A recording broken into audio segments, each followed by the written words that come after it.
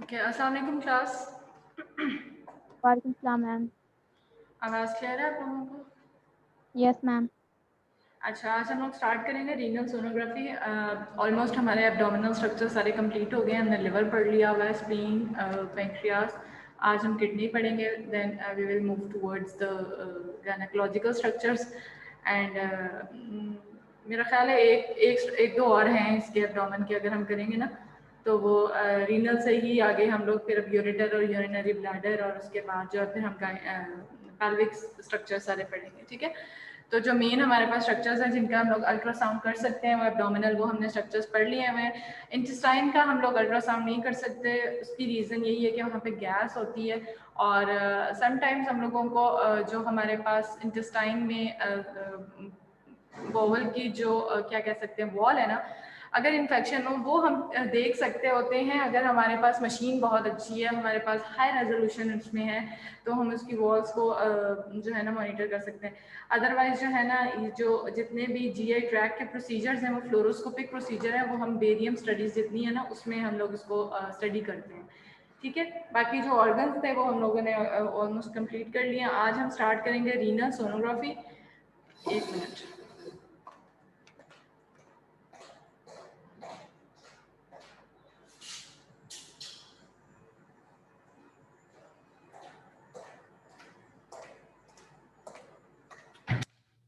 ठीक है, तो ये हमारे पास एक इम्पॉर्टेंट टॉपिक है और जिस तरह लिवर हमारा इम्पॉर्टेंट टॉपिक था एब्डोमिनल ऑर्गन्स में, इसी तरह किडनी का जो स्कैन है अल्ट्रासाउंड बहुत कॉमन है, बहुत ज़्यादा किया जाता है एब्डोमिनल अल्ट्रासाउंड में। ठीक है, और ज़्यादातर हम लोग जो इसकी पैथोलॉजीज़ हैं वो अल्ट्रासोनोग्राफिकली ही पिक कर सकते हैं। देन अगेन हम वही उसी तरह सारा रिवाइज करेंगे कि हम लोग उस ऑर्गन की थोड़ी एनाटमी देखते हैं, एनाटमी के बाद उसके नॉर्मल कैरेक्टरिस्टिक्स देखते हैं, फिर नॉर्मल कैरेक्टरिस्टिक्स के बाद उसके सोनोग्राफिक अपीयरेंस देखते हैं कि सोनोग्राफिकली जो है वो उसके अंदर स्ट्रक्चर्स किस तरह के नजर आएंगे, and then we will move towards the pathologies of the renal. ठीक है, जितनी रीनल पैथोलॉजीज हैं वो हम लोग अल्ट्रासोनोग्राफिकली कौन कौन सी जो है वो डिटेक्ट कर सकते हैं वो हम इसके ऊपर देख लेंगे। ठीक हो गया। उसके अलावा जो है रीनल जो किडनी हमारा स्ट्रक्चर है ना, वो उसके अंदर डिफरेंट और जो स्ट्रक्चर्स हैं वो वेरी कर रहे होते हैं, उनकी कुछ जेनेसिटीज डिफरेंट होती हैं। ठीक, क्योंकि इसके अंदर आपको पता है कि फ्लूइड भी होता है, यूरिन फॉर्मेशन हो रही होती है, तो फ्लूइड का भी आपको अपीयरेंस पता है किस तरह की नज़र आती है। इसके अंदर हमारे पास सॉफ्ट टिश्यूज़ भी होंगे, इसके अंदर हमारे पास फैट भी होगी, तो वो हम लोग वन बाय वन इसकी जो है ना ओवरऑल, जिस तरह हम पूरा ऑर्गन पढ़ते थे लिवर का, वो एक जैसा था, टेक्सचर एक जैसा था। ठीक है, पेंक्रियास का पढ़ा एक जैसा था। ठीक है, स्प्लीन का पढ़ा एक जैसा था। इसके अंदर जो है वो स्ट्रक्चर वेरी करते हैं। ठीक है, वो अब हम लोग इसका पहले एनाटमी देखेंगे। एनाटमी जब आप देख लेंगे तो आपको पता चल जाएगा कि इसमें क्या क्या चीज़ें हैं। So today's lecture will include the basic anatomy of the kidney, then technique of doing ultrasound, congenital anomalies हैं कुछ जो कि बाय बर्थ हमारे पास जो है कंजेनिटली डिटेक्ट होती हैं।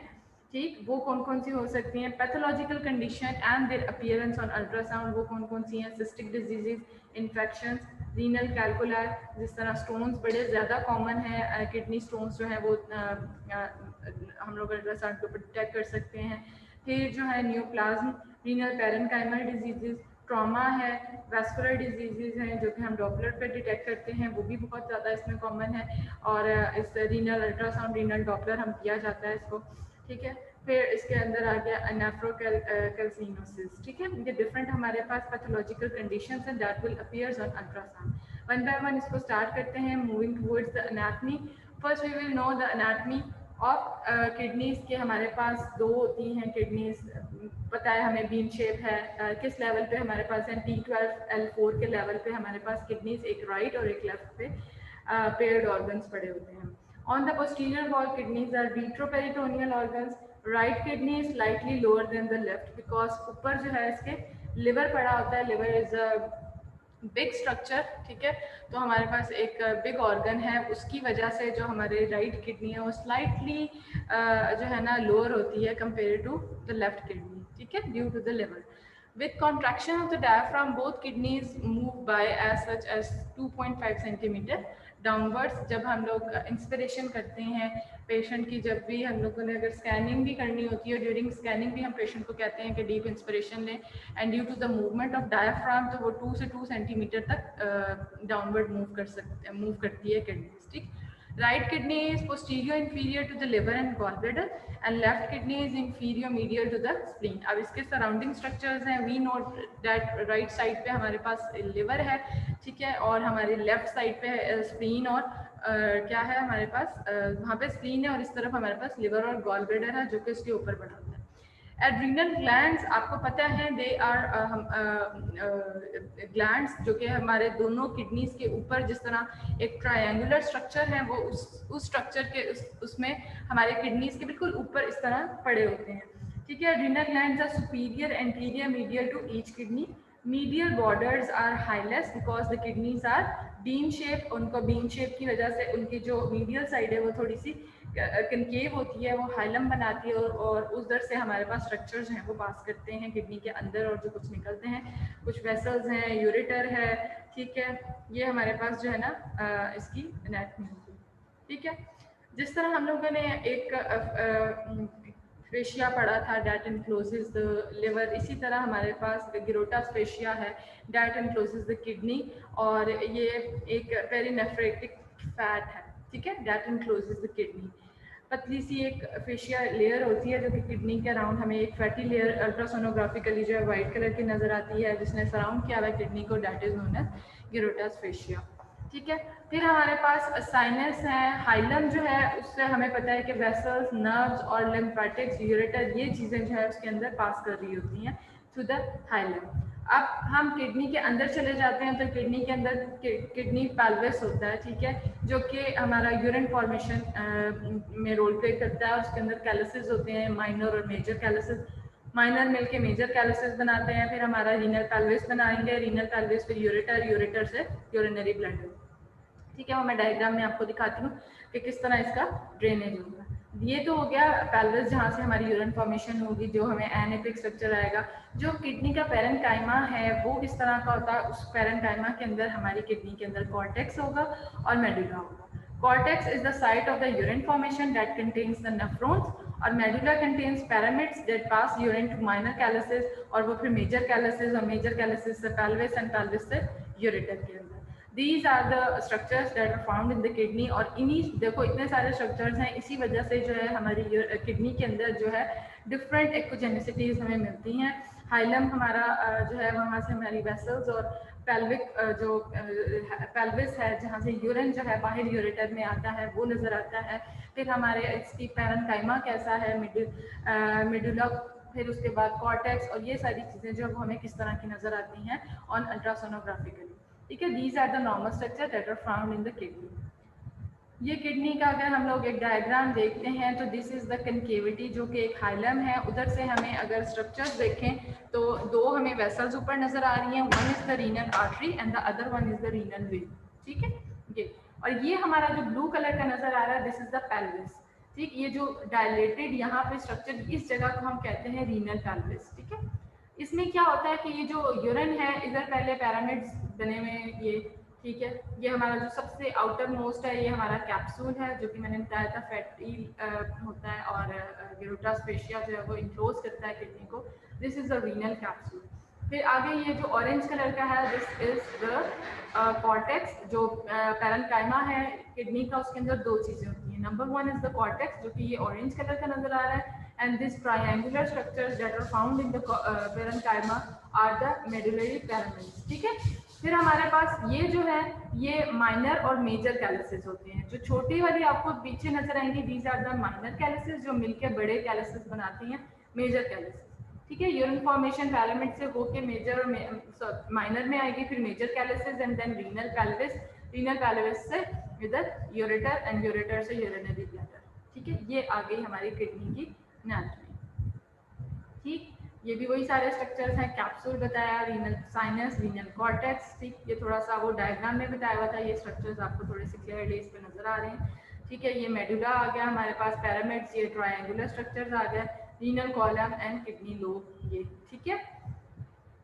ये और क्लियर पिक्चर आ गई है, ठीक है। वही स्ट्रक्चर्स बार बार, ये हमारा हाइलम है जहाँ से रीनल आर्टरी, रीनल वेन, और इसके बाद हमारे पास यूरेटर्स, ठीक, रीनल नर्व, ये हमारे हाइलम के अंदर स्ट्रक्चर्स हैं। और ये जो हमारा डायलेटेड पीछे आपको नज़र आ रहा है, this is the renal pelvis.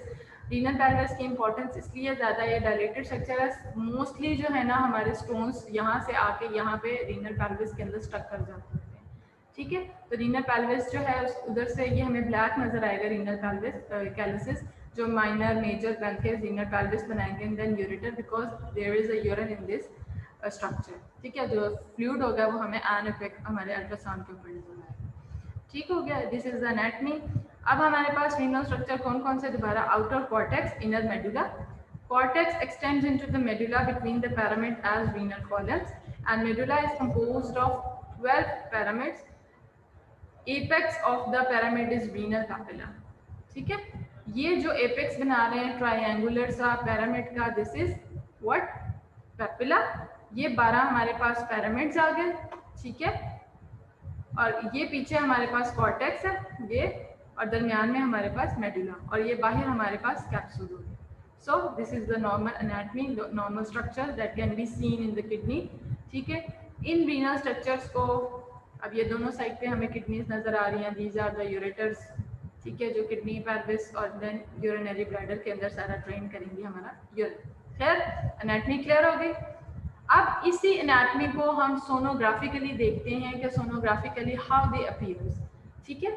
इनकी एकोजेनेसिटीज किस तरह की है, हमें पता है कुछ स्ट्रक्चर्स इसमें एनेक्विक हैं बिकॉज दे कंटेन्स फ्लूइड, इसमें यूरिन है। फिर कुछ स्ट्रक्चर्स हमारे पास कुछ वेसल्स वाले हैं, वो भी एनेक्विक नजर आएंगे, but if we put Doppler then हम उसमें बता सकेंगे कि this is the renal artery, this is renal vein. Other structures में हमारे पास कुछ वाइट स्ट्रक्चर्स नजर आएंगे, दे आर फैटी स्ट्रक्चर्स, वो अपीयर्स क्या किस तरह के अपीयर्स होते हैं, हाइपर एक्विक फैट नजर आती है, ठीक है। तो the renal sinus include the calyces, renal vessels and intermittent fibrofatty tissues. Fibrofatty tissues appears echogenic because they contains fat, fat आपको बताया मैंने, they appears echogenic. Renal sinus is echogenic due to fat. Renal vessels and collecting system containing fluid appear anechoic within the echogenic tissue. Pyramids are cone-shaped hypoechoic structures, ठीक है, वो grey grey से नजर आएंगे हमें. Cortex is slightly more echogenic than pyramids and capsule is smooth and echogenic, ठीक है. अब ये स्ट्रक्चर जो कि अभी हमने एनाटमी में पढ़े हैं, अगर सोनोग्राफिकली देखें बाहर से अंदर की तरफ को आते हैं, outer most is the capsule that appears white, echogenic होता है, फैट होती है, ठीक है. देन अंदर आ जाओ कॉर्टेक्स में, उसके साथ ही कैप्सूल के साथ कॉर्टेक्स होता है, ठीक है. आगे पैरामिड्स होते हैं. पैरामिड्स हमारे पास हाइपोइक्विक ग्रे के शेड्स होते हैं, ठीक है. उससे ज़्यादा कॉर्टेक्स थोड़ा सा एक्वोजेनिक होता है. यहाँ हम बाहर से अंदर की तरफ आते जाते हैं तो एक्वोजेनिसिटी डिक्रीज होती जाएगी, यूँ बना.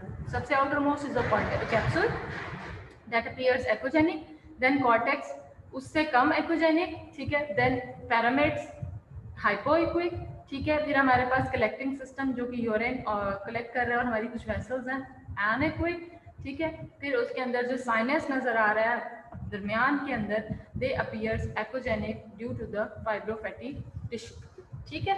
This is the sonographic appearance of a kidney. So these are the normal characteristic of a normal kidney, जो कि हम हर ऑर्गन की पढ़ते हैं. What is the size of that organ? Normally length, width, AB view जो है वो उसकी हम साइज मेजर करते होते हैं. Then हम उसकी एकोजेनिसिटी देखते हैं. किडनी की echogenicity less than liver and spleen. Both sides पे हमें पता है कि एक साइड पे लिवर पड़ा हुआ है किडनी के साथ, एक साइड पे स्प्लीन है. We have to compare the kidney with these surrounding structures. So kidney दोनों से जो है वो लेस एकोजेनिक होती है, ठीक. दोनों एक्वोजेनिक ज़्यादा होती है. इसका पैरेन्काइमा होमोजीनियस होता है. हर पैरेन्काइमा, हर नॉर्मल स्ट्रक्चर का, हर नॉर्मल ऑर्गन का पैरेन्काइमा हमारे पास कैसा होता है, होमोजीनियस होता है. Renal sinus hyperechoic due to fibrofatty tissue that is present in the renal sinus. Pyramids are hypoechoic, ठीक है. ये हमने लास्ट साइड में पढ़ लिया है. Surface will be smooth in the normal kidney, contours will be smooth. and अगर हमने वॉल्यूम लेना है, we know the formula of the volume के हम 3 मेजरमेंट्स को मल्टीप्लाई करके डिवाइड बाय 2 करते हैं तो हमारे पास वॉल्यूम आ जाता है. लेकिन जब हम किडनी का वॉल्यूम करते हैं तो हम लोग बार बार एक 3 मेजरमेंट्स लेके उनको मल्टीप्लाई बाय 2 नहीं करते. हमारे पास अंदर जो है वो बिल्डिंग ही होता है। जब हमें वॉल्यूम लेना है, हम वॉल्यूम को प्रेस करेंगे और हम 3 बस मेजरमेंट्स को यूँ मेजर कर लेंगे तो हमारे पास वॉल्यूम आ जाएगा। ठीक है, so these are the normal characteristic of a normal kidney. Technique में आ जाओ, ये सारे आपको समझ आ रही है। हम लोग जो भी पढ़ते आ रहे हैं ऑर्गन, उनका एक ही पैटर्न है कि हम स्टार्ट करते हैं विद द नॉर्मल एनाटमी, फिर उसके बाद हम उसकी सोनोग्राफिक अपीयरेंस, फिर उसकी हम टेक्निक देखते हैं, फिर वन बाय वन हम उसकी नॉर्मल जब हमने देख लिया तो हम फिर एबनॉर्मेलिटी को फौरन डिटेक्ट कर सकते हैं। So regional ultrasound is that much easy. ठीक है, फिर एब्डोमिनल स्कैन है, फिर बेबी भी हम एब्डोमिनल स्कैन कर रहे हैं तो ट्रांसड्यूसर, देन अगेन हमारे पास वही कर्वी कॉन्वेक्स प्रोब हम यूज़ कर रहे हैं with 2 to 5 megahertz transducer. Curved array जो कि कर्वी लीनियर जिसे हम कहते हैं are the best for the penetration. फिर patient preparation for the kidney not required. अब समटाइम्स क्या होता है कि हम लोगों ने सिर्फ किडनी देखनी है अगर, तो उसके लिए तो पेशेंट की कोई प्रेपरेशन रिक्वायर्ड नहीं होती, बट ऐसा होता नहीं है। हम लोग किडनीज के साथ जो है वो यूरेटर्स भी देखते हैं, यूरेटर्स के साथ हम यूरिनरी ब्लैडर भी देख लेते होते हैं। फॉर डैट हम यूरिनरी ब्लैडर को फिल करवाना ज़रूरी होता है। तो हम पेशेंट को कहते हैं कि आप पानी पी कर आए जिससे आपका जो है जो ब्लैडर है वो फिल हो हमारे पास। तो समटाइम्स हम लोग पोस्ट मेचुरेशन देखते हैं, उसमें हम क्या कहते हैं, पहले स्कैन कर लेते हैं ब्लैडर का, और जब हम यूरिनरी ब्लैडर पढ़ेंगे इंशाल्लाह तो वो फिर उसके अंदर हम कवर करेंगे कि क्या होता है कि हम यूरिनरी ब्लैडर का स्कैन कर लेते हैं। फिर हम पोस्ट वाइड उसको देखते हैं, पेशेंट को कहते हैं कि आप यूरिन पास करके आएँ, देन हम उसमें देखते हैं कितना रेजिड्यू है उसके अंदर, फिर उसका वॉल्यूम ले लेते होते हैं। तो बट अगर हम लोग स्पेसिफिकली किडनी को ही देख रहे हैं तो for that no preparation is required. Patient positioning starting with the supine, हम पेशेंट को बिल्कुल सीधा लिटाएंगे, फिर हम उसको थोड़ा सा लेटरल डिक्यूबिटस या प्रॉन में भी देख सकते हैं। क्या करते हैं, पेशेंट को सीधा लिटा के जो हमारी प्रोब है वो साइड पे, जो हमारी लेटरल साइड है वहाँ पे थोड़ा सा बिल्कुल सीधा, हम सजिटल नहीं रखते, थोड़ा सा उसको 1 o'clock या 2 o'clock पे रखते हैं। जो उसका हेड है वो 1 या 2 o'clock पे जिस तरह होता है ना, उस जगह पे हम लोग प्रोब को प्लेस करते हुए किडनी को विजुअलाइज करते हैं। और अगर बहुत ज़्यादा लीन पेशेंट है या बच्चा है कोई, तो उसके लिए हम लोग पेशेंट की प्रिपरेशन के लिए हम पेशेंट की जो प्रोब है वो पेशेंट की बैक साइड पे भी रख सकते हैं, या पेशेंट को कहते हैं उल्टा लेट जाओ, because kidneys are present at the back wall of the abdomen. ठीक है, वो बिल्कुल पीछे करके पड़ी होती हैं, तो हम अगर बैक से देखते हैं तो ज़्यादा अच्छे से हमें नज़र आ सकती है किडनीज। ठीक है, तो उसके लिए अगर पेशेंट के बहुत ज़्यादा मोटा नहीं है, बच्चा है या बहुत पतला है, तो हम अगर प्रोब को रखें उसकी बैक साइड पे तो हमें ज़्यादा अच्छा क्लियरली जो है ना नज़र आ सकता है। तो पेशेंट जो प्रोब की पोजीशनिंग है वो वेरी कर सकती है, हम लोग थोड़ी सी इसको आगे पीछे करके पेशेंट की साइज और पेशेंट की जो है ना उसके ऊपर देखते हुए थिकनेस के ऊपर हम प्रोब को थोड़ा सा चेंज कर सकते हैं। Upper pole of the each kidney is seen best with the patient supine using a high posterior intercostal approach. ठीक है, and lower poles are seen best by using subcostal approach and deep inspiration. Clear हो गया technique अब तक की कि कैसे हम पेशेंट की प्रिपरेशन करवाएंगे, पोजीशनिंग करेंगे और प्रोब कहाँ पे रखेंगे तो हमें क्लियर हमारी किडनी नजर आएगी। So ultrasonographically the kidney will appears like this. ठीक है, ये अगर आप देख रहे हो इसका इलोंगेटेड सा लॉन्गिट्यूडनल व्यू है, पूरी इलोंगेटेड किडनी हमें नजर आ रही है ये राउंड सी। ठीक है, ऊपर हमें थोड़ा सा लिवर भी नजर आ रहा है, लिवर बिल्कुल साथ इसके राइट किडनी है ये, तो हमें पता है कि दिस इज द लिवर। ठीक है, तो अगर किडनी की नॉर्मल लेंथ वगैरह देखते हैं तो this is the normal length of the kidney, that will be around 10 to 12 centimetre. ठीक है, फिर ये इसका पैरेन्काइमा 13 से 25 mm, ठीक, ब्रेड्थ इसकी 4 to 6 centimetre, and this is the kidney. ये दरमियान में आपको जो व्हाइट कलर का नजर आ रहा है, this is the renal sinus and this echogenicity is due to the fibrofatty tissue. Clear है, ये पीछे पैरेन्काइमा है, दरमियान में आपको ये ब्लैक से ग्रे ज़्यादा जो ग्रे है। ठीक है, पैरेन्काइमा के अंदर ये कॉर्टेक्स है। ठीक है, ये बाहर वाली लाइन वाइट कलर की आपकी कौन सी कैप्सूल होगी, ये कॉर्टेक्स हो गया। ये ब्लैक जो ट्रायंगल से नज़र आ रहे हैं छोटे छोटे से, बहुत ब्लैक भी नहीं है, ग्रे से हैं, दीज आर द पैरामिड्स। ठीक है, और ये रीनल साइनस। अब इसके अंदर फ्लूइड नहीं है कोई भी, ठीक है, तो हमें इसके अंदर कोई फ्लूइड नज़र नहीं आ रहा। ठीक है, इसके कैलसिस नॉर्मली इस तरह के होते हैं, और हमें जो है ना वो आगे मैं दिखाती हूँ कि किस तरह अगर उसके अंदर फ्लूइड होगा तो वो किस तरह दिखता है। ठीक है, तो अगर हम दोनों को पिक्चर्स को कंपेयर करें तो this is the longitudinal scan, ये ऊपर आपको लिवर नज़र आ रहा है इस जगह पे, ठीक है, ये किडनी है, किडनी के अंदर जो वाइट स्ट्रक्चर नज़र आ रहा है दिस इज़ द साइनस, ये ऊपर कॉर्टेक्स है, ठीक है, ये नीचे वाइट कलर की लिवर के साथ हमें क्या नज़र आ रहा है, दिस इज़ द डायफ्राम। ठीक, ये कौन सा व्यू है, ये हमारा लॉन्गिट्यूडनल व्यू है, और स्क्रीन के ऊपर जो ये वाली साइड होती है this is the patient head superior side, और ये वाली जो साइड होती है अगर लॉन्गिट्यूडनल व्यू करते हैं तो this is the inferior, patient की जो फीट साइड है वो स्क्रीन के ऊपर इस तरह नज़र आती है। हम पेशेंट को साइड से देख रहे हैं, ये पेशेंट का हेड और ये पेशेंट की फीट, हम साइड पे खड़े होकर इमेज को विजुअलाइज कर रहे हैं। क्लियर हो गया, ये लॉन्ग एक्सिस व्यू हो गया। शॉर्ट एक्सिस व्यू के अंदर क्या होता है, हम पेशेंट को यूं सेंटर से कट कर देते हैं और हम इस तरह व्यू कर रहे होते हैं जैसे हम पेशेंट के फुट साइड पे खड़े हुए हैं, यहाँ हम खड़े हुए हैं और पेशेंट को दरमियान से हमने शॉर्ट एक्सिस में कट कर दिया है, तो हमारी किडनी इस तरह की राउंड नजर आएगी, ठीक है, और उसके अंदर जो रीनल साइनस है ये वाइट कलर का नजर आ रहा है, ठीक है, ये ऊपर हमें इसके लिवर नजर आ रहा है इस जगह पे, और लिवर के अंदर ये गॉल ब्लैडर, ठीक है, ये जो बड़ी सी वेसल नजर आ रही है दिस इज आईवीसी।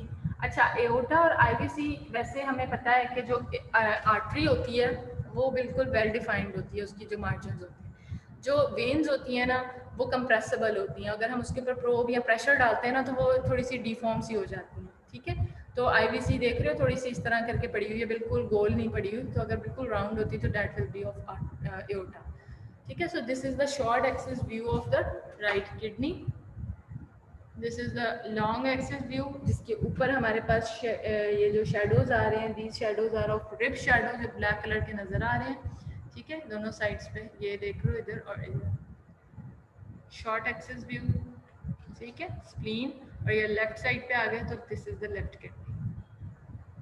अच्छा, अब आ जाओ what are the normal variants of the kidney, this is very important, मैं देती होती हूँ इसको क्वेश्चन में। नॉर्मल वेरिएंट्स का क्या मतलब है कि that will appear, they are normal but they will not appears as a normal, ठीक है, ये 4 1 2 3 4 5 हमारे पास स्ट्रक्चर्स हैं ऐसे, जो कि अगर हमने अभी नॉर्मल किडनी पढ़ लिया ना, नॉर्मल किडनी इस तरह की नज़र आती है, लेकिन ये जो स्ट्रक्चर्स है ना ये इस तरह के नज़र नहीं आते, ये थोड़े से हमें किडनी के अंदर थोड़ी ख़राबी सी नज़र आएगी, बट हम उसको ये नहीं रिपोर्ट करें कि ये इसको जो है कोई पैथोलॉजी है, these are the normal variants, कुछ कंजेनिटल होते हैं, ये होते नॉर्मल है लेकिन किडनी की शेप इस तरह की हो जाती है जिसकी वजह से हम इसको नॉर्मल वेरिएंट्स कहते हैं, ठीक है, और ये नॉर्मल किडनी से इसकी डिफरेंट होती है visualisations. Number 1 is the ड्रोमडेरी hump, ये क्या होता है, ये जो हमारा, मैं साथ साथ इमेज दिखाती जाऊंगी, ठीक है, पहले हम इनके नेम पढ़ लेते हैं। ड्रोमडेरी hump, hypertrophied column of Burton, double collecting system, horseshoe kidney, and renal ectopia. These 5 are the normal variants of the kidney. If I ask what are the normal variants, you should know these 5 normal variants, ठीक है। Number 1 is the ड्रोमडेरी hump, इसमें क्या होता है कि जो kidney है उसका जो कॉर्टेक्स है, ठीक है, वो बाहर की तरफ को एक हम्प बना देता है, बाहर की तरफ को प्रोट्यूट कर देता है उसका, ठीक है, बाहर की तरफ को उसकी हमें फील हो रहा होता है एक नॉर्मल स्मूथ मार्जिन नहीं है और थोड़ा सा बाहर की तरफ को उभरा हुआ है, ठीक है, ड्रोमडेरी हम्प उसको कहते हैं, ठीक है। इमेज साथ साथ देखते रहते हैं, अगर इस इमेज में देखो तो ये पहला वाला इमेज है, ये कॉर्टेक्स देख रहे हो, ये कॉर्टेक्स बाहर की तरफ को हम्प बना रहा है, ठीक है, किडनी एक नॉर्मल इस तरह नजर, नॉर्मल एक लाइन यूँ आती है और यूँ ओवल सी एक किडनी होती है, लेकिन ये बाहर वाली साइड पे हमारा कॉर्टेक्स एक हम्प बना रहा है, so this is known as dromedary hump, ठीक है। Lateral kidney birth same echogenicity as the cortex hump, ठीक है, तो this hump is known as dromedary hump. Second हमारे पास है हाइपरट्रोफाइड कॉलम ऑफ बर्टन, इसके अंदर cortical tissue indents the renal sinus, ये जो कॉर्टेक्स है ये बाहर की तरफ को हम बना रहा था, अब जो है ना कॉर्टेक्स साइनस के अंदर की तरफ को धंस जाएगा, ठीक है, तो उसको हम कहते हैं हाइपरट्रोफाइड कॉलम ऑफ बर्टन। इसकी पिक्चर देखो तो ये देखो, ये कॉर्टेक्स था, दरमियान में हमें व्हाइट कलर का साइनस नजर आता था ना पूरा इसी तरह का, लेकिन उस साइनस के अंदर कॉर्टेक्स इस तरफ को बाहर बल्ज हुआ हुआ है, क्लियर हुई ये दोनों बातें, ये बाहर की तरफ को हम है और ये जो है ना अंदर की तरफ को, साइनस के अंदर की तरफ को हम बना दिया, ठीक है, कॉर्टेक्स ने, so this is known as hypertrophied column of Bertin, another normal variant of kidney. Number 3 is the double collecting system. Double collecting system नाम से बता रहा है कि एक हमारे पास यूरेटर होता है जो कि कलेक्ट करता है यूरिन को, और वो यूरेटर और आगे हमारे पास यूरिन ब्लैडर। समटाइम्स ऐसा होता है कि हमें 2 कलेक्टिंग सिस्टम नज़र आते हैं, 2 हमारे पास यूरेटर्स नज़र आते हैं किडनी के अंदर से, अलग अलग से निकल रहे हैं और आगे जाके एक यूरेटर बना देते हैं। ठीक है। तो double collecting system divides by hypertrophied column of Bertin. ठीक, अगर इसकी पिक्चर देखें तो ये थर्ड वन अगर आप देखो यहाँ पे, तो इसके हाइलम में आपको एक ये मिल रहा है और एक ये मिल रहा है, एक इधर से आ रहा है, एक इधर, आगे जाके जो है ना वो एक ही बन जाएगा यूरेटर। सो दिस किडनी है डबल कलेक्टिंग सिस्टम, एक यहाँ और एक यहाँ। क्लियर हुई इमेज? ठीक हो गया। तो ये दोनों मिलके हमारे पास एक यूरेटर बनाएंगे। So this is the double collecting system. अब हमारे पास फोर्थ वन है हॉर्सशू। Excuse me ma'am. जी मैम ये डबल कलेक्टिंग सिस्टम दोबारा बता दें, मतलब क्यों डबल नजर आते हैं ये?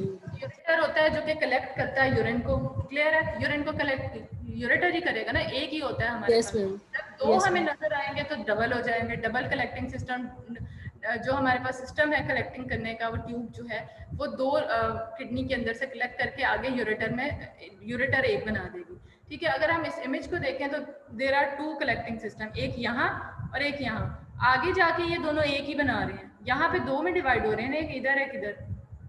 हुई क्लियर? Yes ma'am. ठीक है। ये these are the double collecting system जो कि हमें इस तरह किडनी के स्कैन के ऊपर नजर आएंगी, तो आगे हमें एक ureter. So this is known as double collecting system. Then fourth one is the horseshoe kidney. Horseshoe kidney का नाम आपने बहुत सुना होगा। इसमें क्या होता है कि दोनों किडनीज जो है हमारी राइट और लेफ्ट किडनी लोअर पोल से दोनों यूनाइट कर जाती हैं और बिल्कुल सेंटर में दोनों पड़ी होती हैं। ना वो राइट वाली राइट पे होती है ना लेफ्ट वाली लेफ्ट पे होती है, दोनों सेंटर में आ जाती हैं जहाँ पे एओर्टा और आईवीसी होते हैं। ठीक है। और दोनों दरमियान में जो है ना लोअर पोल से दोनों मिली होती हैं, और वो शेप इस तरह की होती है जिस तरह की हॉर्सशू किडनी, जिस तरह का हॉर्सशू होता है ना, ऊपर से यूँ दो और नीचे से एक करके, जिसको हॉर्सशू किडनी कहते हैं। ठीक है। इसमें क्या होता है, the kidneys are connected usually at the lower pole, और वो बिल्कुल सेंटर ऑफ द एब्डोमेन में है। दोनों किडनीज जो है ना यूनाइट होकर हमें पड़ी होती हैं। This is also the normal variants, ये मैंने भी देखे हैं काफ़ी। ठीक है। उसके बाद अगर इसकी इमेज देखो तो ये है इसकी दरमियान में, इस पीछे एओर्टा नजर आ रहा था, तो ये किडनी का एक साइनस ये वाइट कलर का नजर आ रहा है, एक ये वाइट कलर का, और ये यहाँ से दोनों यूनाइट हुई हुई हैं दोनों किडनी। ठीक है। At the centre of the abdomen हमें ये मिलेंगी दोनों किडनीज यूनाइट। हम राइट साइड पे देखेंगे, राइट साइड पे भी नहीं होगी, लेफ्ट साइड पे भी नहीं होगी, दरमियान में एओर्टा है, एओर्टा से ऊपर है, हमें सेंटर में दोनों पोल्स इसके मिले होंगे, दोनों किडनी हॉर्सशू किडनी की तशरीह देंगी। सो this is the horseshoe kidney. And the last one is the renal ectopia. इसमें क्या होता है, वन और both kidney outside the normal renal fossa. हमें पता है कि हमारे रीनल फॉसा के अंदर ही किडनीज एक राइट और एक लेफ्ट साइड पे होती है। समटाइम्स वहाँ पे किडनी नहीं होती। आपको पता है कि जब जो फीटस लाइफ होती है, जब सबसे पहले अल्लाह ताला जब हमारी बॉडी के अंदर किडनी बनाते हैं तो वो पेल्विक रीजन में बनती है, फिर वो पेल्विक से जो है मूव करती हुई हमारी दोनों साइड्स पे आ जाती है। ठीक है। तो समटाइम्स ऐसे होता है कि पेशेंट के अंदर एक किडनी वापस अपनी जगह पे आ जाती है, लेकिन दूसरी किडनी जो है वहाँ से नहीं आ पाती, वो पेल्विस के अंदर ही रह जाती है। ठीक है। तो उस किडनी को हम कहते हैं रीनल एक्टोपिया। या फिर हमें उस फॉसा के अंदर पेल्विक पे ना मिले, पेल्विक से थोड़ा सा ऊपर किडनी मिले। इसका ये मतलब है कि किडनी अपनी जगह पे नहीं है, किडनी जो एक नॉर्मल उसको होना चाहिए जहाँ पे, वहाँ पे नहीं है किडनी, और कहीं पे मिल रही है हमें। So this is known as the kidney renal ectopia. ठीक। अगर ये इमेज देखें तो इस इमेज के अंदर ये ऊपर आपको यूरिनरी ब्लैडर नजर आ रहा है, एन इक्वल सा स्क्वायर सा। ठीक है। और ये यूरिनरी ब्लैडर हमें पता है पेल्विक में होता है, और ये पीछे आप देख रहे हो किडनी नजर आ रही है। सो अगर आपको यूरिनरी ब्लैडर के साथ किडनी नजर आ रही है, so this is the renal ectopia because it is present in the pelvic region. इसमें भी देखो तो ये यूरिनरी ब्लैडर हमें नजर आ रहा है एनेक्विक सा। ठीक है। और इसके पीछे हमें किडनी नजर आ रही है, राइट और लेफ्ट दोनों किडनी पेल्विक रीजन में है। So this is renal ectopia. Clear हो गई पांचों इमेजेस के? These are the normal variants of a kidney, जो कि होते नजर हमें नॉर्मली नहीं आते हैं, लेकिन ये दीज आर नॉर्मल। आपको एक बात बताती हूँ, हम लोग अपने जब स्टूडेंट लाइफ में थे तो हमें हमारी टीचर ने कहा कि आप ना यहाँ से हॉस्पिटल के अंदर ही होते थे फातिमा मेमोरियल में, तो किसी को भी आप पकड़ के ना किसी का स्कैन करो और किडनी का ना, तो उस वक्त हमें भी इतना अच्छा नहीं आता था किडनी स्कैन करना, या हमें बिल्कुल स्टूडेंट थे। हमने क्या किया कि एक नर्स थी वहाँ पे, उसको कहा कि आप फ्री हो तो आप आ जाओ, आपका हमने स्कैन करना है। कहती अच्छा चलो। कहती बट मैंने ज़िंदगी में कभी भी नहीं अल्ट्रासाउंड करवाया, वो ऐसे डरी जाए, हमने कभी ज़िंदगी में स्कैन नहीं करना। अच्छा। जब हमने एक साइड पे उसकी किडनी देखी, ठीक है, एक साइड पे उसकी किडनी थी, एक साइड पे किडनी ही नहीं थी उसकी ना। अच्छा, उसको भी नहीं पता था कि उसकी एक ही किडनी है। ओके, वो जिंदा थी, ठीक थी, खुश थी। जब हमने उसको ये बता दिया ना कि आपकी तो एक ही किडनी है, एक किडनी है ही नहीं, वो फल्ला उसने वहीं पे रोना शुरू कर दिया और ऊंची ऊंची के मेरी तो ना ही स्कैन करवाती तो ना मुझे पता चलता। ठीक है, वो अच्छी खासी बड़ी थी और सारा उसको अभी तक उसने ज़िंदगी में स्कैन नहीं किया तो उसको ये नहीं पता था। लेकिन आपको पता है ना कि एक किडनी पे भी इंसान जिंदा रह सकता है। तो डैट वॉज कंजेनिटली उसकी एक ही किडनी थी और शी वॉज नॉर्मल।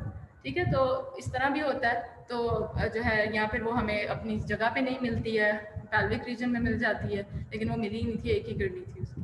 ठीक है, एक ही यूरेटर होता है उसका और साथ में फिर यूरिनरी ब्लैडर के अंदर वो इस तरह यूरिन ड्रेन करता होता है। So these are the normal variants. Images clear हो गए हैं? ठीक, ये क्या है? ड्रॉन्डरी हम्प, देख रहे हो बाहर की तरफ को, इसका हम्प निकला हुआ है। ठीक है, अच्छा, ये हमारे पास एक केस था, पेशेंट प्रेजेंट कर रहा है, 25 ईयर की वुमन थी, that present with severe abdominal pain and fever at 9 week and ultrasound examination revealed a pelvic kidney and a normal foetus. अब इसके अंदर देखो जो पेशेंट थी उसके अंदर प्रेगनेंसी भी चल रही है। ठीक है, और उसने जब अल्ट्रासाउंड करवाया तो उसकी प्रेगनेंसी के साथ ये छोटा सा फीटस अभी स्टार्ट हुआ है, फीटस के साथ जो है उसको यहाँ पे किडनी भी मिली है पेल्विक अल्ट्रासाउंड जब स्कैन करवाया है। ठीक है, तो this is foetus and this is kidney जो कि हमें पेल्विक में मिल रही है। Horseshoe kidney is the variant of fuse renal ectopia, upper और lower pole of the kidney fuse during foetal life.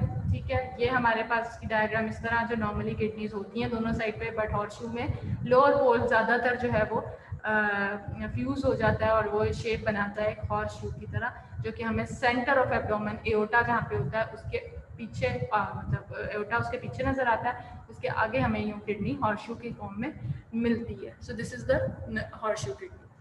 अब आ जाओ renal calculi. Renal calculi is very very very important और ये हमें अल्ट्रासाउंड में बहुत ज़्यादा नज़र आता है। रीनल अल्ट्रासाउंड के अंदर कि स्टोन्स अगर हमें किडनी में नज़र आ गए हैं, ठीक है, वो हमें नज़र ही ज़्यादातर अल्ट्रासाउंड पे ही आते हैं। The stone in the kidney is visible as an ecogenic focus with posterior shadowing. We know the characteristic of a normal stone on ultrasound. Ultrasound के ऊपर हमें स्टोन की क्या अपीयरेंस किस तरह की होती है? एक तो वो एकोजेनिक छोटा सा फोकस नज़र आता है, बिल्कुल ब्राइट कलर का राउंड सा, ठीक, with posterior shadowing. Posterior shadowing जिसने नहीं लिखा 0 mark.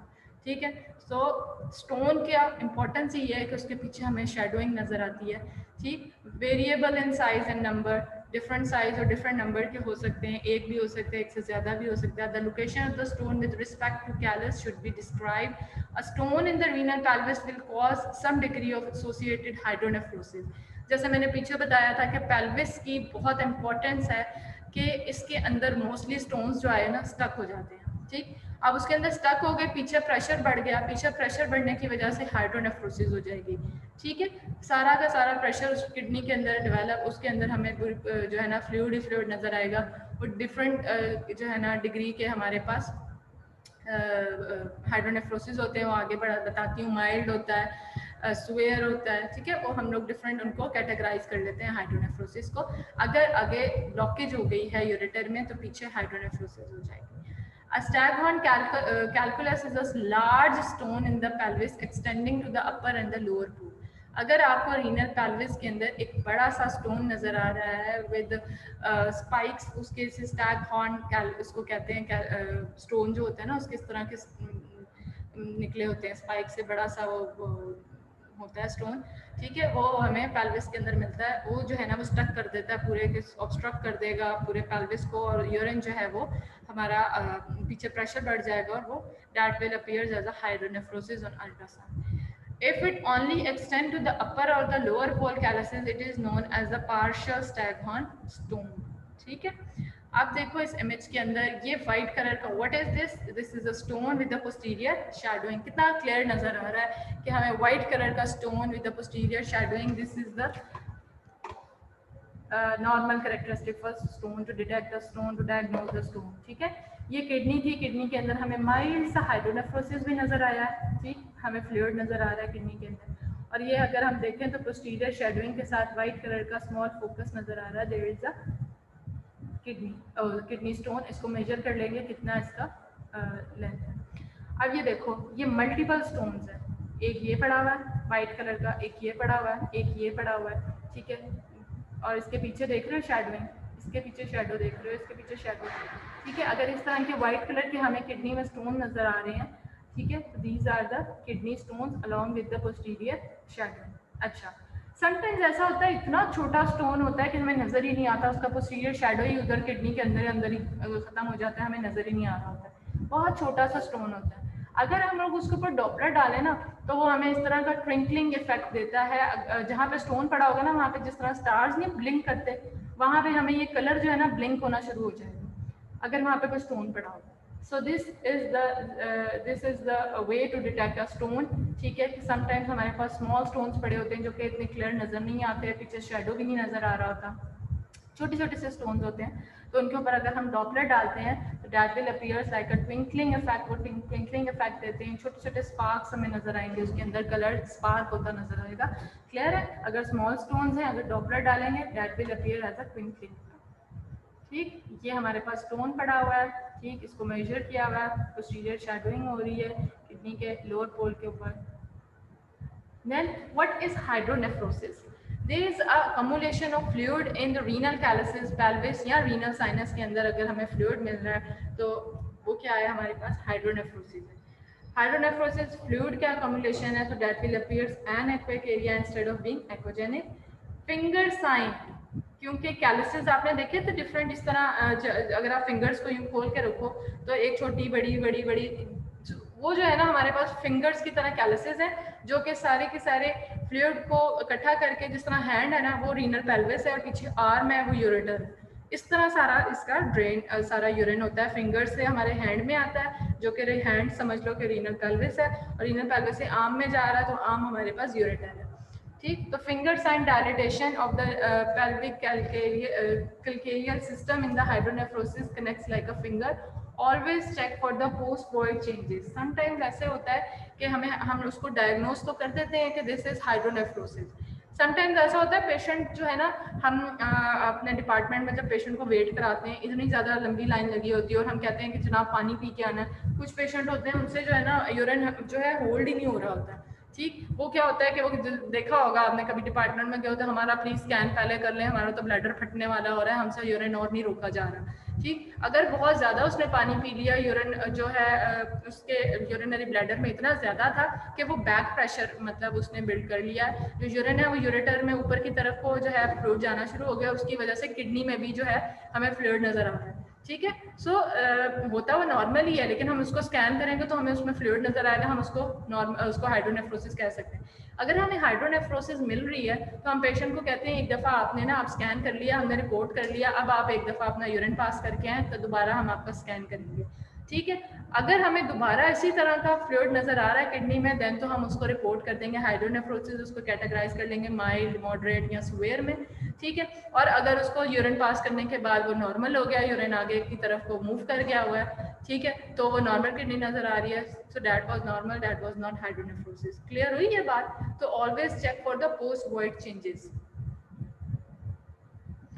What are the causes of hydronephrosis? Number 1 is the ureteric calculus. अगर कोई भी यूरेटर के अंदर स्टोन है जिसने ऑब्स्ट्रक्ट कर दिया है, that will cause hydronephrosis.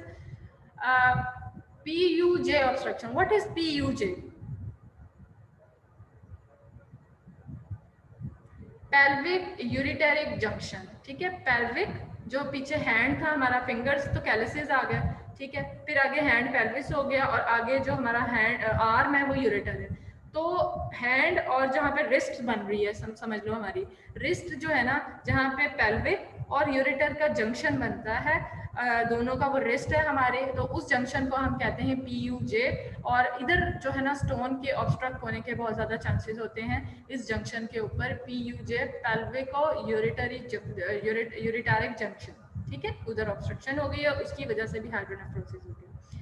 Extrinsic compression of the ureter by gravid uterus or the abdominal masses। अब ये extrinsic compression है, बाहर से उस ureter के ऊपर कोई compression आ रहा है, यूरेटर क्या होते हैं, ट्यूब की तरह होते हैं, वो जो फ्लूइड लेके जा रहे हैं। अगर बाहर से उसके ऊपर कोई कंप्रेशन आ रहा है, कोई मैस सराउंडिंग में पड़ा हुआ है, ठीक है, कोई भी स्ट्रक्चर उसको कंप्रेस कर रहा है, तो क्या होगा, यूरिन जो है वो ट्यूब पाइप है समझ लो, ठीक है, उसको ऊपर हम लोग कोई प्रेशर डालते हैं तो वो पीछे की तरफ को प्रेशर ज़्यादा आता है, तो वो जो है ना वहाँ पे हमें हाइड्रोनेफ्रोसिस कॉज कर सकता है।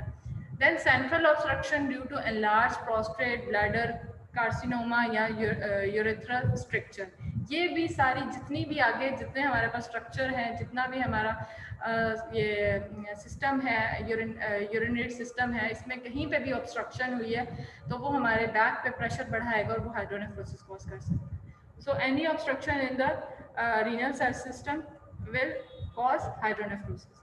Chronic obstruction will lead to parenchymal atrophy and chronic renal failure। अब इतने टाइम से ऑब्स्ट्रक्शन है, क्रॉनिक है, वो आहिस्ता आहिस्ता क्या करेगा, हमारे किडनी के पैरेंकाइमा को अफेक्ट करेगा, जिसकी वजह से एट्रॉफी हो जाएगी, पैरेंकाइमल एट्रॉफी, ठीक है। पैरेंकाइमा हमें कम नजर आएगा, जो कि ऊपर नजर आ रहा था, इसके अंदर कॉर्टेक्स है, पैरामिड्स है, वो बिल्कुल थिन सी एक लेयर बना देंगे, ठीक है। तो वो due to the chronic obstruction हम that will lead to the parenchymal atrophy या रीनल फेलियर की तरफ ले जाएंगे, ठीक है। सो अगर आप किडनी के अंदर ये देखो तो ये आपको फ्लूइड नजर आ रहा है, इसके अंदर नॉर्मली इस तरह नजर नहीं आता, वाइट कलर का सिर्फ हमें साइनस नजर आता है। If there is a fluid in the renal sinuses, this is the dilated renal pelvis, ठीक है। ये हमें हल्का सा एक डॉट यहाँ नजर आ रहा है थोड़ा सा, और ये थोड़ा सा फ्लूइड यहाँ नजर आ रहा है, ठीक। पायोनेफ्रोसिस क्या है? पायो मीन्स कोई भी पस, कोई इन्फेक्शन की वजह से, nephrosis in the urinary tract, कहीं पे भी हमें अगर पस मिल रही है। In pyonephrosis the dilated calyces has internal echoes due to the pus और ब्लड, ठीक है। हमें पता है कि एनेक्विक जो होता है बिल्कुल क्लियर फ्लूइड होता है, ठीक है। वो अगर उसके अंदर हमें डेब्रीज मिलती हैं, that is due to any infection, या फिर हमें उसके अंदर कोई भी पस वगैरह मिल सकती है, कोई ब्लड क्लॉट्स मिल सकते हैं, तो वो पायरोनेफ्रोसिस के अंदर हमें एक तो dilated calyces and along with that हमें उसके अंदर इंटरनल एकोस मिलेंगी, that is due to the pus और blood. They may be shadows in the calyces from the gas component in the pus, ठीक है। सो पायरोनेफ्रोसिस इज द पस, या आप कह लो कि डर्टी इमेज आएगा जो हमारे पास एनेक्विक फ्लूइड होता है उसके अंदर, देख रहे हो इसके अंदर छोटे छोटे छोटे छोटे, एक तो डायलिटेशन है कैलसिस की, ठीक है, डायलेट हुए हैं कैलसिस, ठीक, और उसके अंदर हमें बिल्कुल क्लियर फ्लूइड नजर नहीं आ रहा, बिल्कुल उसके अंदर डॉट डॉट वाइट कलर की डेब्रीज नजर आ रही हैं, this is due to the pus formation. So this image is known as pyonephrosis, इसको हम डायग्नोज करेंगे तो दिस इज पायरोनेफ्रोसिस, ठीक है। ये देख रहे हो डायलिटेशन, और उसके अंदर हमें इंटरनल एकोस, ठीक है। What is renal abscess? Renal abscess often occurs due to the reflux or the stasis because of the distal obstruction। मैंने ये पहले भी बात की हुई थी कि अल्लाह ताला का निज़ाम है, चलता पानी पाक होता है, साफ होता है, रुका हुआ पानी जो है वो गंदा होता है, या उसको हम कहते हैं, अगर हम लोग मेडिकली देखें तो वो क्या होता है, वो डिजीज होती है। तो एक ब्लड या एक कोई भी एक रवानी के साथ चीज़ चलती जाती है, एक सर्कल है उसका, वो चलता जाएगा तो डैट इज़ नॉर्मल। अगर वो कहीं पे रुक गया है, स्टैटिक है, तो उसके अंदर क्या हो जाएगा, बैक्टीरियल इन्फेक्शन हो जाएगा, उसके अंदर कोई ना कोई प्रॉब्लम आना स्टार्ट हो जाएगी, इन्फेक्शन होना शुरू हो जाएगी, एक जगह पे एक फ्लूइड इतनी देर के लिए पड़ा हुआ है, ठीक है। तो वो क्या कॉज कर सकता है, ड्यू टू ऑब्स्ट्रक्शन, एक काफ़ी टाइम से ऑब्स्ट्रक्शन है, रिफ्लक्स करेगा और वो स्टेसिस हो जाएगा, वहाँ पे जो फ्लूइड है वहीं पे कितनी देर पड़ा रहेगा और वो कॉज करेगा renal abscess. It can be associated with renal calculi, क्योंकि obstruction है तो obstruction can be due to any calculi. On ultrasound, abscess has thick irregular walls with heterogeneous internal structures and acoustic enhancement. ठीक, ये एक बीच में एक question है, what is the ultrasonographic appearance of an abscess? ठीक है, तो abscess will appear thick irregular wall with heterogeneous internal structures and acoustic enhancement. ठीक, अब एब्सेस है, वी नो एब्सेस के साथ पेशेंट हिस्ट्री में हमारे पास patient represent with fever and pain, ठीक है। पेन और फीवर जो है ना, ये तो आपको पता ही है, these are the sign of inflammation. अगर यूरिन टेस्ट करते हैं तो यूरिन टेस्ट में हमें उसके यूरिन के अंदर पस मिलेगी, प्रेजेंस ऑफ द ल्यूकोसाइट्स मिलेंगे, ठीक है। ये लैब टेस्ट है in the renal abscess.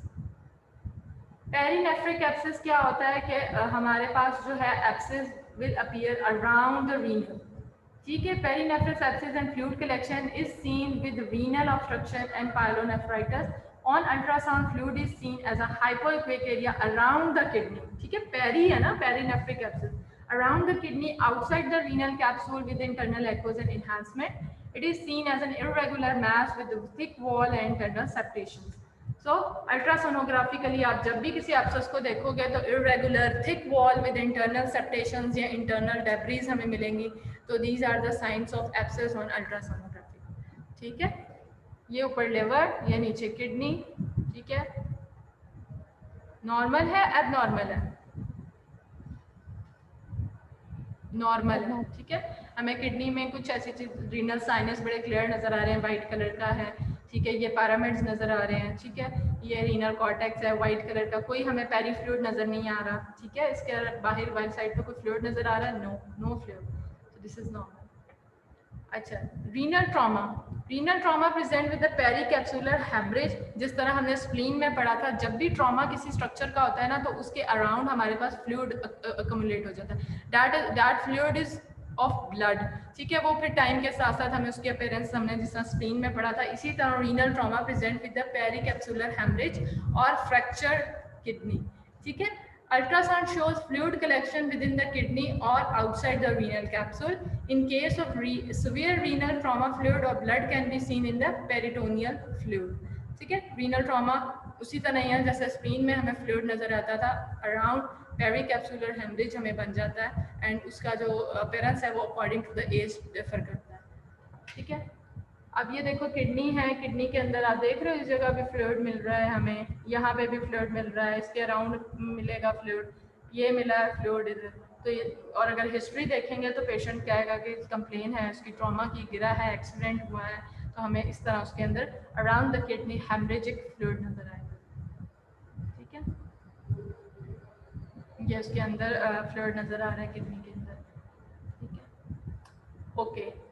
renal cyst, another important structures that can be seen normally. normal भी हमें कुछ cyst नज़र आती हैं with age 50 की एज के बाद हमें एक नॉर्मल के cyst नज़र आ सकती हैं। ठीक है, वो कहती कुछ भी नहीं है, बट नॉर्मल cyst बन जाती हैं। एक सिंपल cyst का क्या criteria? Round structure with internal echoes, बिल्कुल cleared and quick structure with posterior enhancement. This is the characteristic of a simple cyst। फिर हमारे पास रीनल सिस्ट, एक तो सिंपल सिस्ट है, फिर एक्वायर्ड है कुछ किसी डिजीज़ की वजह से, किसी बैक्टीरियल इन्फेक्शन की वजह से वहाँ पे सिस्ट बन गई हैं, that is acquired renal cyst. Then हमारे पास कंजेनिटल कुछ सिस्ट हैं। देन हमारे पास मल्टीसिस्टिक किडनी है, more than one kidney is known as multicystic kidney. तो सिस्टिक अपीयरेंस रीनल में किस तरह की होगी? Simple cortical cyst, parapelvic cyst outside the renal pelvis मिल सकती है। ये अकॉर्डिंग टू देयर प्लेसेस हमने उसको सिस्ट का नाम दे दिया, पैरापेल्विक, पेरीपेल्विक आउटसाइड। ठीक है, and the milk of calcium cyst हमें अगर मिल रहा है, उसके अंदर वाइट कलर की वॉल है, और this cyst is found in the calyces, so this is known as the milk of calcium cyst. ठीक है, ये हमारे पास सिस्ट है विद पोस्टीरियर एनहांसमेंट, बिल्कुल round simple cyst, anechoic, regular margin, no debris inside, और पोस्टीरियर एनहांसमेंट है, thin wall है, रेगुलर वॉल है। So this is the characteristic of a simple cyst. साथ में अगर मैं ये डायग्राम स्पॉटिंग के लिए देती हूँ, तो अगर आप देखो तो ये रीनल साइनस, रीनल पैरेन्काइमा। ठीक है, तो ये आप फौरन से डिटेक्ट कर लोगे, तो ये किस स्ट्रक्चर की सिस्ट है? This is renal cyst, renal structure के साथ इसके अपर पोल में। ये वाली साइड कौन सी होती है? Upper side.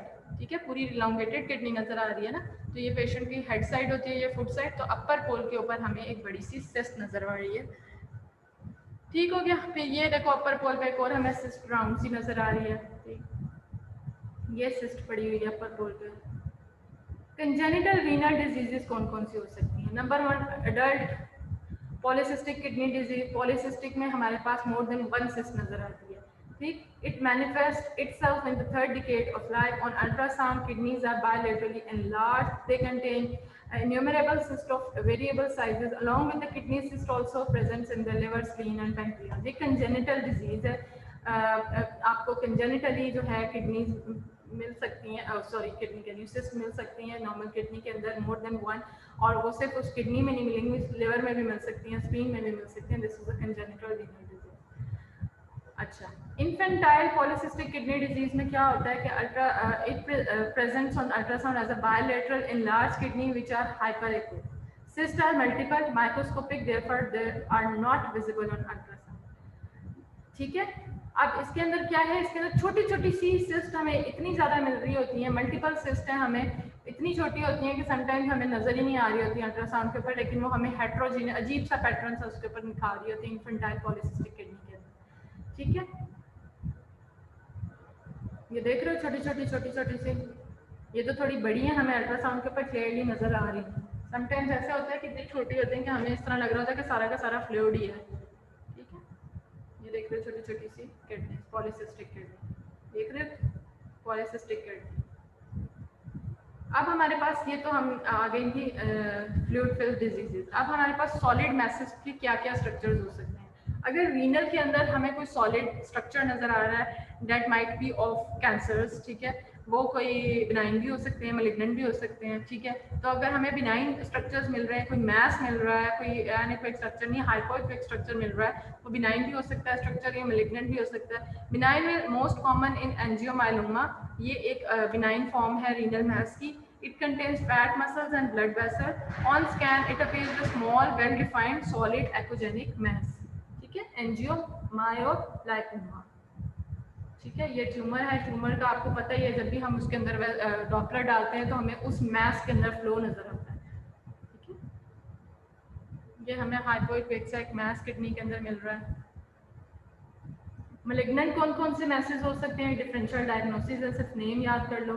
ठीक है, ये रीनल सेल कार्सिनोमा है, ट्रांजिशनल सेल कार्सिनोमा है, रीनल लिम्फोमा, रीनल मेटास्टेसिस, ठीक है, नेफ्रोब्लास्टोमा, ये चाइल्डहुड में हमें ज़्यादा मैस ये नज़र आता है। All are hypoechoic irregular bodies because these are malignant की मैं बार बार बताती हूँ कि they are having mass appearance होते हैं, बिनाइन और मैलिग्नेंट। ठीक है, मैलिग्नेंट और बिनाइन को कैसे डिफरेंशिएट करते हैं, बिनाइन जो होता है वो रेगुलर मार्जिन होते हैं, जो इरेगुलर मार्जिन हो गए मैस के, वो हमारे पास मैलिग्नेंसी की तरफ लीड करेंगे। ठीक है, ये हमारे पास मैस पड़ा हुआ इतना बड़ा। ठीक है, और मैलिग्नेंट लीजन्स हमेशा टॉलर देन वाइडर होता है। ठीक है, अगर हम देखें ना ब्रेस्ट के लीजन्स के अंदर भी जो हमारे मैलिग्नेंट लीजन्स होते हैं वो लंबे ज़्यादा होंगे और विड्थ में कम होंगे, यूँ लंबे लंबे से पड़े होंगे। ठीक है, तो taller than wider is also characteristic of a malignant lesion. ठीक है, इरेगुलर मार्जिन होते हैं। अब ये देख रहे हो इस ट्यूमर के अंदर हमें ब्लड वेसल्स कितनी ज़्यादा है, और ये क्या है, दिस इज एब्सेस, या ये क्या कह सकते हैं उसको, नेक्रोसिस भी हो सकती है। ठीक है, इसके अंदर हमें सॉलिड स्ट्रक्चर भी मिल रहा है और सिस्टिक स्ट्रक्चर्स भी मिल रहे हैं अगर ये मैस है तो। ठीक है, और उसमें ब्लड फ्लो डॉपलर डालते हैं तो वो हमें इस तरह। अच्छा, अब हमारे पास लास्ट जो रह गया है एनाटमी ऑफ अ किडनी, हमने पहले पढ़ ली हुई है, लेकिन हमें उसकी वेसल्स की भी एनाटमी पता होनी चाहिए, क्योंकि डॉपलर किडनी बहुत ज़्यादा इंपॉर्टेंट है। किडनी ऑफ अ डॉपलर, इसमें क्या होता है कि ये जिस तरह रीनल पैल्प, इसका जो आपने ब्रांचेज याद करनी है। ठीक है, अगली स्लाइड में सारी ब्रांचेज है, मैं लेबलिंग के लिए भी देती हूँ पहले, अब अगर आप देख लो तो सबसे पहले होती है मेन रीनल आर्टरी। ये बड़ी वाली जो है ना किडनी के अंदर जो एंटर हो रही है, this is the main renal artery. अब हमने ये सारे स्ट्रक्चर्स पढ़ लिए ना, रीनल पैरेंकाइमा, रीनल साइनस और रीनल हाइलम, इनके अंदर से ये आगे अपनी ब्रांचेस देंगी। मेन रीनल आर्टरी एंटर हुई किडनी में, बड़ी सी मोटी सी, और उसके बाद ये किस में डिवाइड होगी, सेगमेंटल आर्टरी में। ठीक है, क्योंकि डिफरेंट सेगमेंट्स हैं, ये सेगमेंटल आर्टरी होगी। ठीक, देन हमारे पास आगे किस में होगी, इंटरलोबुलर आर्टरी के अंदर बिटवीन द पैरामिड्स। ये हमारे पैरामिड्स है ना ये, ठीक है, इनके दरमियान जो है वो इंटरलोबार, सेगमेंटल बड़ी, फिर इन पैरामिड्स के दरमियान इंटरलोबार, और ये छोटी छोटी सी आगे जो सब ब्रांचेज हैं वो कौन कौन सी हैं, वो हमारे पास जो है वो आर्कुएट आर्टरी। ठीक है, जो आर्च बना रही हैं, जो बाहर वाली साइड पे हमारे पास जो इस तरह की आर्चेस बना रही हैं, ये आगे सब ब्रांचेस की, वो आर्कुएट आर्टरी है। और हमारे पास ग्लोमेरुलर आर्टरी, अगर मैं ये देती हूँ ये वाली जो है इमेज, इसको आप देखो तो ये मेन ब्रांच अगर यहाँ पे नहीं आ रही है, वो इसके ऊपर नज़र आ रही है। ठीक है, सो अगर इसको लेबल करने को दे दूँ तो this is the main renal artery, then segmental artery ये वाली, देन हमारे पास जो पैरामिड्स के दरमियान है इंटरलोबार आर्टरी, और ये ऊपर वाली सबसे जो है ये हमारे पास आर्कुएट आर्टरी आ गई। क्लियर हो गई। राइट रीनल आर्टरी का क्या फंक्शन है, या पता है आपको कि रीनल आर्टरीज किसकी ब्रांच है, एओर्टा की। डायरेक्ट एओर्टा से हमारे पास राइट और लेफ्ट रीनल आर्टरीज जो है वो ब्रांचेस देती है, ठीक है। तो right in most individual the renal arteries arises from the abdominal aorta immediately distal to the region of the superior mesenteric artery. The right renal artery passes underneath the inferior vena cava and posterior to the right renal vein. अगर हम इसको cross section में देखें तो हमारे पास short axis के अंदर ये एओर्टा और ये हमारे पास right renal artery right side पे जा रही है और उसके ऊपर आईवीसी साथ ही बड़ा सा पड़ा होता है और इस तरफ जो है ना रीनल वेन, ठीक है। वेन हमेशा आर्टरी के ऊपर पड़ी होती है, ठीक है, क्योंकि आर्टरी में ज़्यादा प्रेशर होता है, अगर वेन नीचे पड़ी होगी तो उसके ऊपर प्रेशर दे सकती है, ठीक है। तो ये आर्टरी और ये ऊपर when. Left renal artery, left side से branch देगी. The left renal vein passes between the aorta and superior mesenteric artery. The left renal artery is located posterior to the renal vein. ये इसकी anatomy है. हमें बस पता हो कि aorta की दो branches हैं, right और left renal artery, ठीक है। वो अगर हम लोग short axis पे देखते हैं तो एक right side पे ये जा रही है, left side पे ये जा रही है, ठीक है, दरमियान में aorta. इसका क्या इंपॉर्टेंस है? अगर इस venous artery का स्टेनोसिस हो जाता है ड्यू टू आर्थरोस्क्लेरोटिक डिजीजेज, जो अगर थ्रोम्बस है कोई, उसने उसको ऑक्लूड कर दिया आर्टरी को, तो उसको हम कहते हैं artery stenosis. Artery stenosis of the renal artery is due to the atherosclerotic disease in the vast majority of the patient और टू द फाइब्रोमस्कुलर डिस्प्लेसिया. दो कॉज हैं स्टेनोसिस के, ठीक है। एक आ गया आर्थरोस्क्लेरोटिक जो कि किसी थ्रोम्बस कोई उसकी वजह से, उसका एक हो गया फाइब्रोमस्कुलर डिस्प्लेसिया की वजह से, मस्कुलर उसकी कोई प्रॉब्लम है उसकी वजह से. आगे टेबल के अंदर मैंने दोनों को वो कर दिया हुआ है, ठीक है, वो अब मैं टेबल आपको दिखा देती हूँ, ये वाला टेबल, ठीक है। आर्थरोस्क्लेरोसिस जो है ना मोस्ट कॉमन है स्टेनोसिस, रीनल स्टेनोसिस का 90% जो है आर्थरोस्क्लेरोसिस की वजह से रीनल आर्टरी का स्टेनोसिस होता है. जो मस्कुलर डिस्प्लेसिया की वजह से होता है वो लेस देन 10%.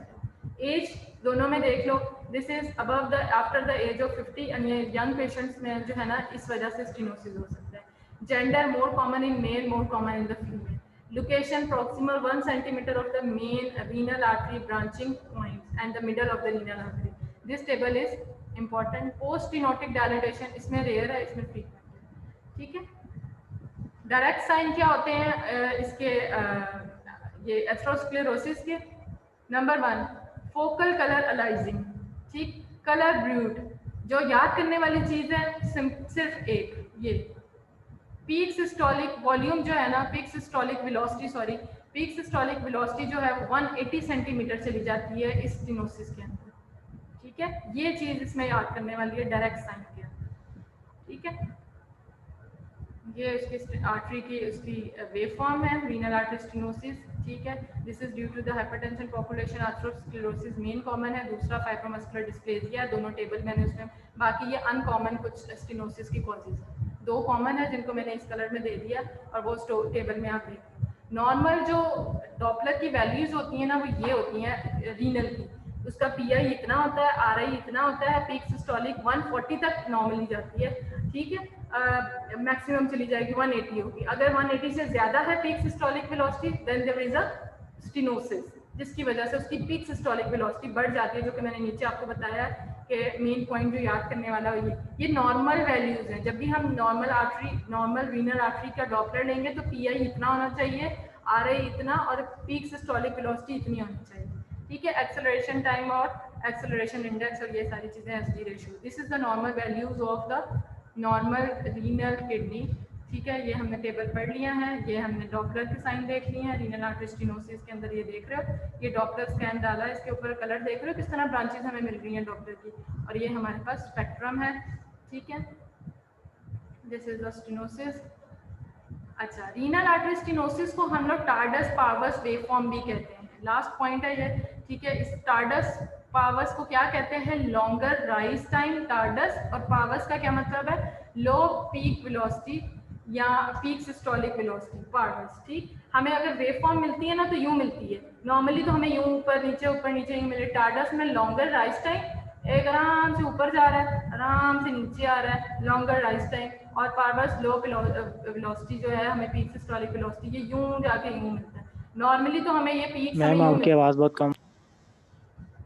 नॉर्मली हमें जो स्पेक्ट्रम मिलता है ना, वो यू आर्टरी का मिलता है, ठीक है, पीक सिस्टोलिक वेलोसिटी, फिर नीचे डायसिस्टोलिक, पीक सिस्टोलिक, ठीक है, यू मिलता है। लेकिन अगर स्टेनोसिस है तो उसके अंदर हमें टार्डस पावर्स वेवफॉर्म मिलेगी। टार्डस पावर्स वेवफॉर्म का मतलब है लॉन्गर राइज टाइम। टार्डस का मतलब होता है ये ऊपर की तरफ आराम से जा रहा है, नीचे भी आराम से आ रहा है, ठीक है, और उसमें लो हमें पीक सिस्टोलिक वेलोसिटी मिलेगी, ठीक है। ये फाइब्रोडिस्प्लेजिया मस्कुलर उसकी वजह से स्टेनोसिस हो जाए, सिर्फ उसका देख लो, वो टेबल याद कर लो बस, दोनों का आपको डिफरेंस मिल जाएगा, ठीक है। Thank you. ठीक है, रीनल थोड़ा सा बड़ा था और इम्पोर्टेंट स्ट्रक्चर था, इसमें डॉपलर भी हमने कवर किया। डॉपलर के नॉर्मल देख लेना, रीनल आर्टरी के पीआई कितना होता है, आरआई और पीक सिस्टोलिक वेलोसिटी कितनी होती है। और अगर हमारे पास आर्थरोस्क्लेरोसिस की वजह से स्टेनोसिस हो गया, उसके अंदर क्या पीक सिस्टोलिक वेलोसिटी हो जाएगी, that will be of more than 180, ठीक है। नॉर्मली 140 तक होती है, लेस देन आप इसको कह लो 180 होती है, ठीक है। और उसका स्पेक्ट्रम जो है हमें टार्डस पावर्स जो है स्टेनोसिस के अंदर मिलेगा, ठीक। दूसरा उसका कॉस्ट था स्टेनोसिस का, एक तो आर्थरोस्क्लेरोसिस था जो कि 90% के अंदर होता है, और 10% जो कि यंगर में होता है, that is due to the fibromuscular dysplasia, ठीक। बाकी हमने किडनी की नॉर्मल उसके पैथोलॉजीज पढ़ ली हैं, कुछ नॉर्मल स्ट्रक्चर्स पढ़े हैं, ठीक। उसके अंदर हम लोगों ने कुछ सिस्टिक स्ट्रक्चर्स पढ़े हैं, कुछ सॉलिड स्ट्रक्चर्स पढ़े हैं। क्लियर हो गई? कुछ चीज़ पूछने वाली किडनी के अंदर? No ma'am. मैम एक बात पूछनी थी। हाँ जी। मैम जो हमारा क्विज है वो कुछ बच्चे कह रहे हैं कि लिवर तक है, कुछ बच्चे कह रहे हैं कि गाल ब्लैडर तक है, तो आप बता देंगे कहाँ ईमेल तक कर है। दूंगी, आपका ट्यूसडे को है ना क्विज है। आज एक यस मैम। का लिया है, टाइम की वजह से प्रॉब्लम्स आई हैं, टाइम आपका मैं 1 मिनट तक करूंगी और उसके बाद मुझे कोई मसला ना पे मिले, ठीक है।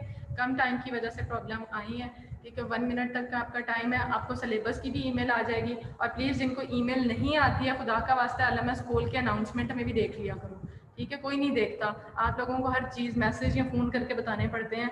ये चीज़ें आप लोगों के लिए बनाई हैं, एलएमएस खोला करो, वहाँ पे अनाउंसमेंट का एक चीज़ होती है, वो उसमें अनाउंस किया जाता है हर चीज़, उसमें सिलेबस, टाइमिंग, हर चीज़ जो है ना वहाँ पे मेंशन होती है।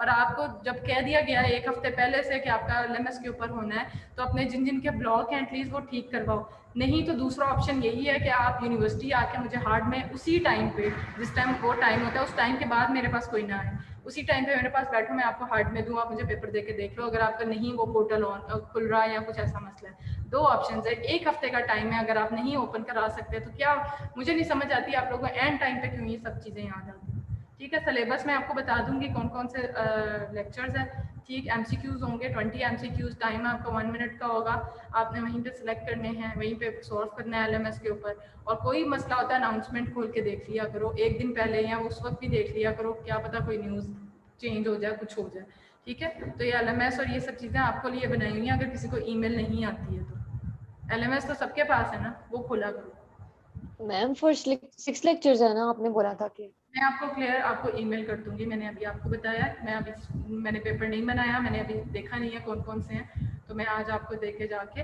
कौन कौन से लेक्चर्स आएंगे, 6 लेक्चर्स ही होंगे, तो वो शुरू के 6 हैं, या देख के मैं बीच में से अगर हुए तो मैं आपको ईमेल कर दूंगी, ठीक है। ओके मैम, मैम आज ही कर दीजिएगा। ठीक है, ओके, अल्लाह हाफिज़। अल्लाह हाफिज मैम।